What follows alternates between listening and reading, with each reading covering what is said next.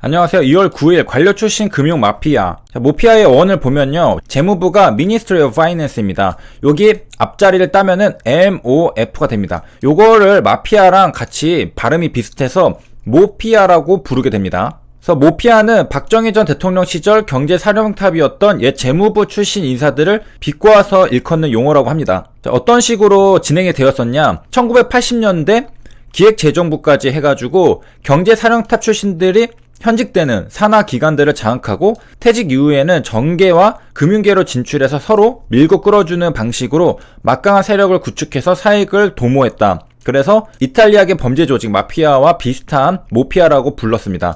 플러스 법비는 법을 사용해서 사리 사욕을 채우는 법률가들을 의미합니다. 더 재밌는 것은 옵티머스 자산운용의 1대 대표 이혁진 씨가 옵티머스 사태의 본질은 이 모피아와 법비가 사기꾼을 만났을 때 발생한 최악의 금융범죄다라고 말을 했습니다. 이혁진 씨는 김재원이 옵티머스를 장악하면서 물러나게 됐고요. 옵티머스는 공공기관 매출채권에 투자하는 안정적인 상품을 소개했습니다. 그런데 생각을 해보면은 공공기관들은 대체로 납품을 받자마자 바로 현금을 지급하므로 사실은 공공기관 매출채권 같은 것은 없습니다. 그러니까 옵티머스는 존재하지 않는 상품으로 투자자들의 돈을 끌어모은 셈이다. 의혹이 일는 이유는 다른 금융기관들은 옵티머스가 수상하다는 것을 알 수가 있었지만은 결과적으로 방관한 듯이 보인다는 점입니다. 그래서 하나은행에 대한 것을 일단 보면요. 펀드 하자치유 문건에는 이현재 전 부총리가 등장합니다. 사모펀드 설립을 제안, 진행을 검토했다라고 적혀 있다고 하고요. 김재현 대표는 고문님들의 도움으로 가능했다라고 문건에 적시하기도 했습니다. 이현재 전 부총리는 금융감독원장, 재정경제부 차관 이러한 요직을 거치고 김앤장 부상인 고문, 그래서 모피아의 대부로 불리기도 한다는데, 그래서 수탁사, 하나은행, 판매사, 증권회사, 사무대행사, 예탁결제원들이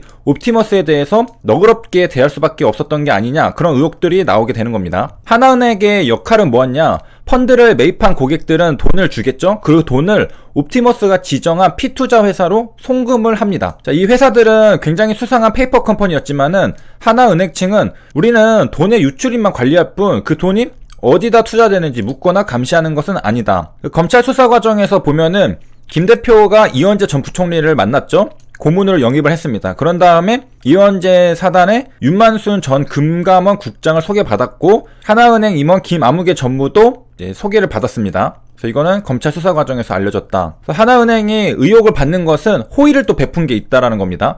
옵티머스 펀드 잔고에 구멍이 나니까 임의로 잔고 숫자를 고쳐준 것입니다. 2018년 8월 9일에 하나은행은 옵티머스 펀드를 판매한 증권사에게 돈을 송금해줘야 됩니다. 왜냐하면 펀드 투자자들이 만기 이전에 돈을 달라고 환매 요구를 했기 때문입니다. 그럼 하나은행에서 이 증권사로 돈을 보내줘야 되는데 옵티머스 계정을 열어보니까 돈이 없었던 거죠. 해당 계정의 잔고가 모자랐다. 그런데 그것을 하나은행이 메꿔줬습니다. 하나은행 돈을 대신 판매사, 이 증권사에게 보내주고 옵티머스가 해당 금액을 은행으로 입금하기를 기다렸습니다. 그런데 옵티머스 측은 마감 시간까지 해당 금액을 입금하지 않았다. 그러니까 한해은행이 자기 돈을 써가지고 환매 요구에 돈을 준 거죠. 그래서 임의로 지급 준비금의 일부를 덜어내 빈 구멍을 메우고 내부 장부의 수치를 고쳤다.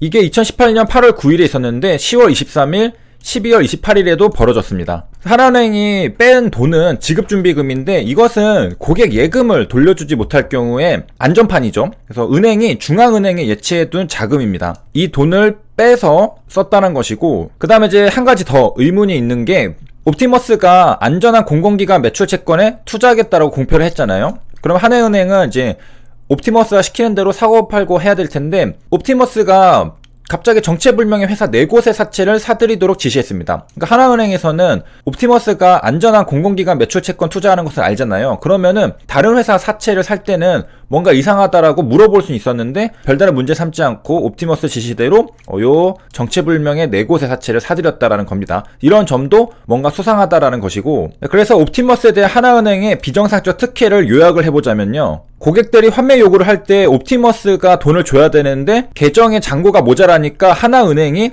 지급준비금을 사용해서 대신 갚아줬었다. 그리고 옵티머스가 원래 투자하기로 했던 공공기관 매출채권에 투자하지 않고 정체불명의 회사 4곳의 사채를 사들이는데 문제를 삼지 않았다, 이의를 제기하지 않았다라는 점이 수상하다는 것입니다. 그럼 이제 의심이 드니까 하나은행이 모피아랑 뭔가 연관이 있는 게 아닐까 이렇게 생각을 할 수 있는 거죠. 그래서 약한 이유에 대해서 그 배경을 살펴봤는데요. 자, 그 이유는 바로 도움을 받았기 때문입니다. 1980년대 후반까지만 해도 작은 단자회사, 단기 자금을 빌려주거나 중개하는 금융기관에 불과했다고 합니다. 자, 그런데 이제 91년 은행 면허를 얻었습니다, 하나은행이. 그 다음에 1998년 외환위기 이후에 급격히 몸집을 불렸는데 이때 이현재 사단에 막강한 힘이 작동했다라고 합니다. 2000년대 초반에 이현재 금감원장이랑 최응식 원장이 지휘하는 지배구조 개선팀에서 충청은행, 보람은행, 서울은행 등 세 은행을 하나은행이 흡수할 수 있도록 지속적으로 전폭적으로 지원해줬다고 합니다. 그리고 2015년에는 하나은행이 외환은행까지 흡수하면서 4대 금융지주 그룹으로 급성장했다. 그러니까 하나은행이 지금까지 클 수 있었던 것은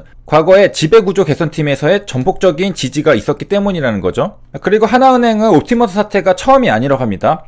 2014년 당군 이래 최초라는 수식어를 단 초대형 금융대출 사기 사건이 터졌다고 하는데, 자, 여기에 서정기 씨의 일당이 16개 금융기관으로부터 1조 8천억 원을 사기 대출 받아서 착복하고 정관기 로비 자금을 뿌렸다고 합니다. 여기에서 무려 1조 1천억 원이 하나은행에서부터 나왔습니다. 이거 불법 대출금인데, 자, 이 서정기 씨는 어떻게 불법 대출을 받게 됐느냐? 하나은행에 수기로 작성한 허위 매출증으로 담보를 받았습니다. 이 허위 매출증은 뭐냐면은 물건을 팔고 돈을 받기로 약속한 계약입니다. 그러니까 돈이 들어올 테니까 이거를 담보로 내가 현금화를 하고 싶은 거죠.